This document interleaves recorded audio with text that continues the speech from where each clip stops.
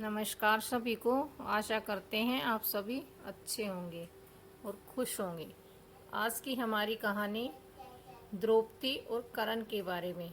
तो कहानी को ध्यान से सुने और कमेंट करके बताएं कि हमारी कहानी आपको कैसी लगती है।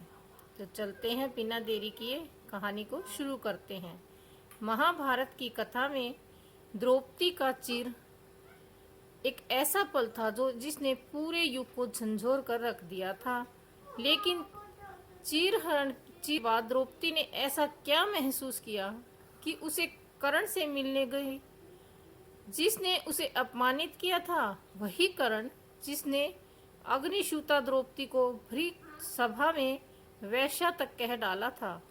इतना सब कुछ हो जाने के बाद आखिर द्रौपदी कर्ण से मिलने अकेले उसके शिविर में क्यों गई, जानने के लिए वीडियो को अंत तक अवश्य देखें।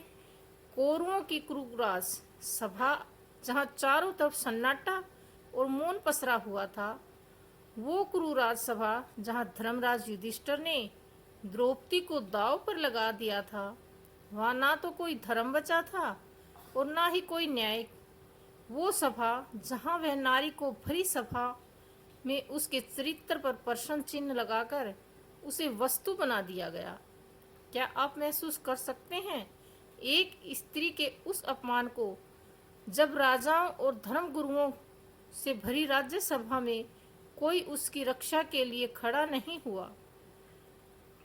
चीरण के समय जब द्रौपदी को घसीटकर क्रू राज्यसभा में लाया गया, उसके पांचों पति मौन थे। भीष्म मौन थे, गुरु द्रोण मौन थे और महाराज धृतराष्ट्र भी मौन थे। परंतु वहीं पर एक व्यक्ति था जो मौन नहीं था, जो आग में घी डालने का काम कर रहा था, और वह था सूर्यपुत्र कर्ण। न केवल द्रौपदी के 5 पतियों को नीचा दिखाया, बल्कि उसे वैश्या कहकर ऐसे अपमानित किया कि जिसे सहना किसी भी स्त्री के लिए कठिन था। इतना ही नहीं, जब दुशासन ने द्रौपदी के वस्त्र को खींचा तब भी कर्ण मौन नहीं रहा। वह हर पल दुशासन को उकसाता रहा। लेकिन वर्षों बाद जब महाभारत का युद्ध होना लगभग तय हो गया, तब एक अकाल्पनिक घटना घटी। द्रौपदी ने स्वयं श्री कृष्ण से आग्रह कर एक बार कर्ण से अकेले में मिलने की अनुमति मांगी। कृष्ण ने पहले उसे रोका और कहा, जिसने तुम्हें अपमानित किया उसके पास क्यों जाना चाहती हो। परंतु द्रौपदी ने कहा, मैं माधव, मेरे हृदय में कुछ ऐसे प्रश्न हैं जिनके उत्तर सिर्फ कर्ण दे सकता है। मैं युद्ध से पहले अपने उन प्रश्नों के उत्तर कर्ण से चाहती हूँ। कृष्ण ने मुस्कुराते हुए द्रौपदी को कर्ण से मिलने की अनुमति दे दी, परंतु अर्जुन और युधिष्ठिर से यह बात छुपी रही। रात्रि का समय था, कर्ण अपने शिविर में विश्राम कर रहा था कि तभी कर्ण के द्वारपाल कर्ण से बताते हैं कि पांडवों की पत्नी द्रौपदी आपसे मिलने आई है। यह सुनकर कर्ण चौंक गए। कर्ण ने शिविर में प्रवेश कर चुकी द्रौपदी का स्वागत किया। कर्ण के चेहरे पर घृणा थी और ना क्रोध था, तो केवल पश्चाताप था। द्रौपदी ने सीधे कर्ण की आंखों में देखा और पूछा, कर्ण, क्या तुमने उस दिन मुझे वैश्या कहा था?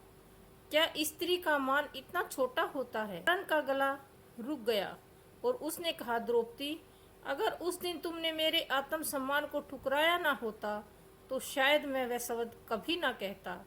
मैं आज भी वह अपमान नहीं भूला। उस दिन मैंने जो किया, जो बोला, वह क्रोध नहीं, मेरी पीड़ा थी, मेरे आहत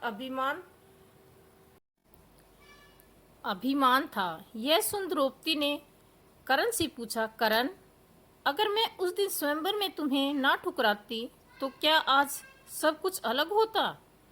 कर्ण की आंखें भर आई। उसने कहा, हाँ, शायद यह युद्ध भी ना होता, शायद मैं कभी अधर्म के पथ पर ना जाता, शायद तुम मेरी पत्नी होती और मैं वह होता जो तुम्हारे सम्मान की रक्षा करता। द्रौपदी मौन रही। फिर उन्होंने एक और प्रश्न पूछा, क्या अब भी तुम मुझे उसी नजर से देखते हो? कर्ण ने उत्तर दिया, नहीं, अब मैं तुम्हें अपराध बोध की नजर से देखता हूँ। द्रौपदी, मैंने जितना अपमानित किया उतना ही मेरी आत्मा जली है। द्रौपदी की आंखों में जल भर आया। वह बोली, तुम्हें पता है कर्ण, जब कृष्ण ने मुझे बताया कि तुम कुंती के पुत्र हो, तब मैंने अपने सभी घाव भुला दिए थे और मैंने यह भी सोचा कि यदि मेरी मर्यादा की रक्षा 5 पांडव ना कर सके तो शायद तुम कर सकते थे, शायद मेरे रक्षक तुम भी हो सकते थे। कर्ण यह सुनकर सन्न रह गया। उसने पूछा, क्या तुम मुझे स्वीकार कर सकती थी? द्रौपदी बोली, यदि समय से मुझे यह पता चलता कि तुम कुंती के पुत्र हो और तुम सत्य से मुझे नहीं छुपाया होता, दूर नहीं रखा गया होता, तो मैं तुम्हारी हो सकती थी। यह कहते हुए द्रौपदी की आंखें भर आई। कर्ण ने अपना सिर झुका लिया और कहा, द्रौपदी, मैं निष्कलंक जीवन में सबसे बड़ा कलंक तुम्हारा अपमान है। मैं मरने से पहले अगर कुछ मांग सकता तो केवल यही चाहता कि तुम मुझे क्षमा कर दो। द्रौपदी ने कर्ण की ओर देखा और कहा, कर्ण, तुम्हें क्षमा करने का अधिकार केवल मेरा नहीं, उन स्त्रियों का है जो आज भी अपने अपमान में जी रही हैं।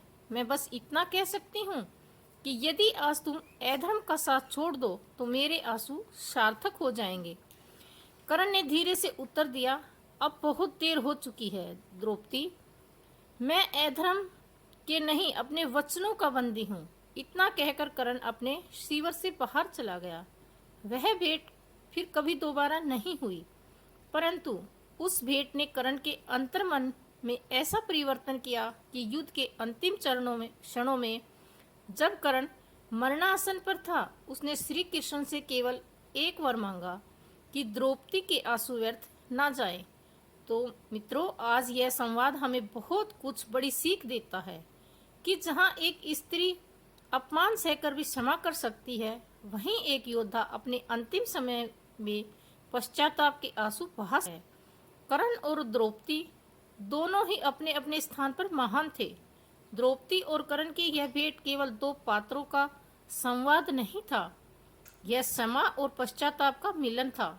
जहाँ एक और द्रौपदी ने अपने भीतर की आग को करुणा में बदल दिया, वहीं कर्ण जो युद्ध भूमि में अमर होना चाहता था, वह उस दिन से मन में पराजित हुआ। तो मित्रों, यह थी आज की वीडियो। इस वीडियो पर आपकी क्या राय है? आप अपनी राय हमें कमेंट बॉक्स में अवश्य बताएं। वीडियो पसंद आए तो वीडियो को लाइक करें, शेयर करें और हमारे सरल ज्ञान चैनल को सब्सक्राइब करना ना भूलें। बेल आइकन को अवश्य दबाएं ताकि ऐसी ही वीडियो देखने के लिए आपको नोटिफिकेशन सबसे पहले मिले। तो आज बस इतना ही। कल फिर किसी नई कहानी के साथ आपके साथ होंगे। तब तक के लिए हमें आज्ञा दीजिए। धन्यवाद।